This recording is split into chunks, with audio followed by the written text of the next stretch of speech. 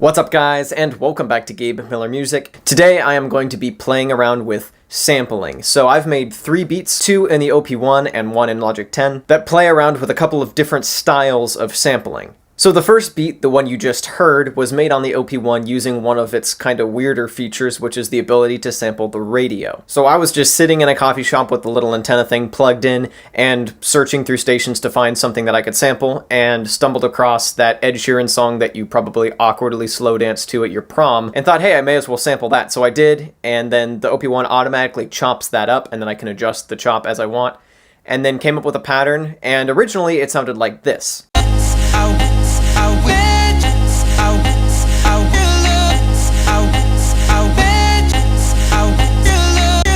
And then after that, I built some drums and a synth track around it. When it came time to mix this, I noticed that the whole chop was just potentially a little bit annoying, so I actually went ahead and filtered it down like this.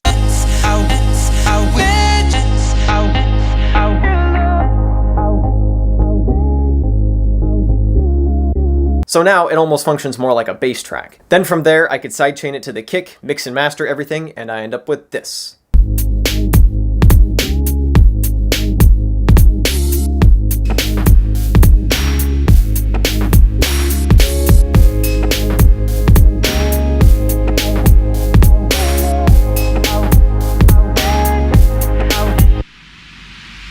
Alright, on to the second beat. For this one, around the time that I made it, I had been listening to a lot of kind of funk-influenced electronic music and wanted to try to do something in that style. So I went looking for a couple of samples to build the track around. And the main thing I ended up sampling was this nice, clean guitar loop that I ended up chopping up to have each chord be its own thing that I could play on the keyboard and then build out a pattern. And then also a little synth stab, which I pitched around on the OP-1 and ended up using as a lead. So without further ado, here is the second beat.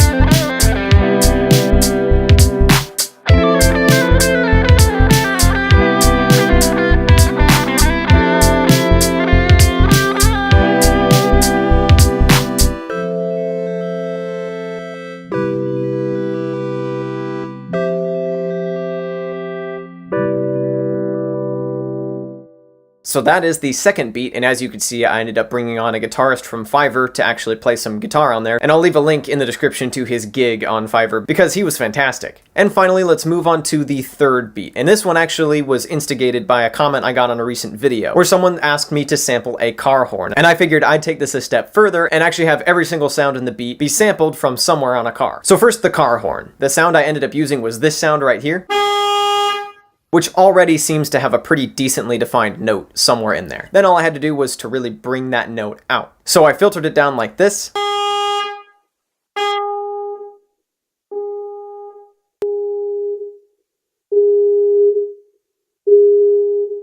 Tuned it, and then I was able to map it out to my MIDI keyboard to play like a synthesizer. Once I had come up with a melody for that, I went and gathered some percussion, and using only those sounds and the car horn sound, ended up with this.